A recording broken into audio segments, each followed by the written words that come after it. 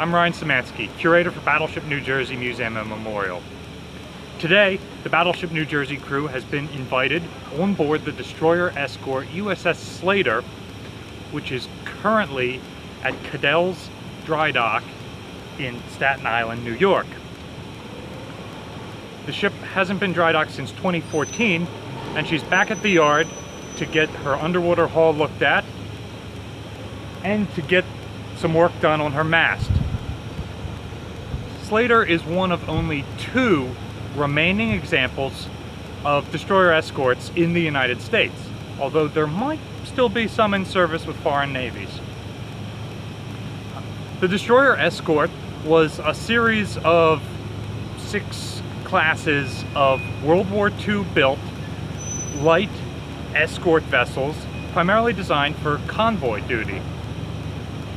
They had a top speed of about 21 knots, were about 306 feet long, and displaced about 1,200 tons. They tended to be armed with either 3 3-inch guns or 2 5-inch guns, a triple torpedo tube launcher, some anti-aircraft weapon, and depth charge equipment. These ships were initially discussed in the pre-World War II years when the Washington and London naval treaties limited the size of destroyers to 15,000 tons.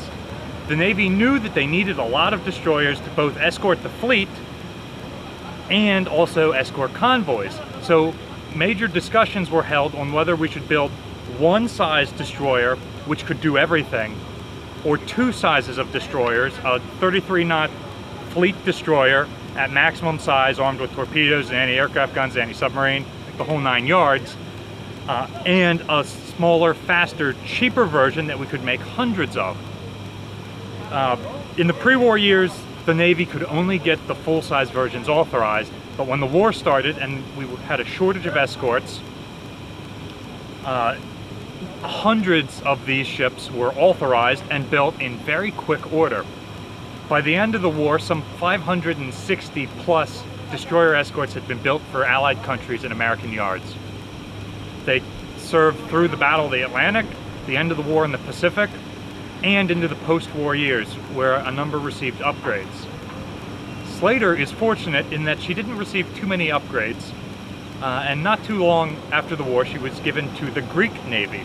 And the Greeks used her up until the 1990s, before she was decommissioned and was going to be sold for scrap. A number of former tin can sailors got together and pooled their resources and managed to bring Slater back to the United States as a museum ship.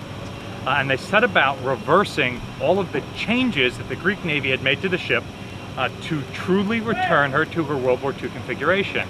And this ship is remarkable and unique for her level of restoration and the staff's ability to return the ship to that time period. Battleship New Jersey, as you know, served up until the 1990s and is in her 1990 configuration. There is no feasible way for us to backdate her to World War II. Not so with this ship. So, stay tuned this week for a series of videos about USS Slater and her dry docking. Thanks for watching. Remember, if you would like to support Battleship New Jersey's museum and our YouTube channel, check the description down below for ways to do that. If you would like to support USS Slater, which is normally opened in Albany, there's also a link to her website in the description so you can donate to her. I know this yard period was extremely expensive for them and funded purely through donations.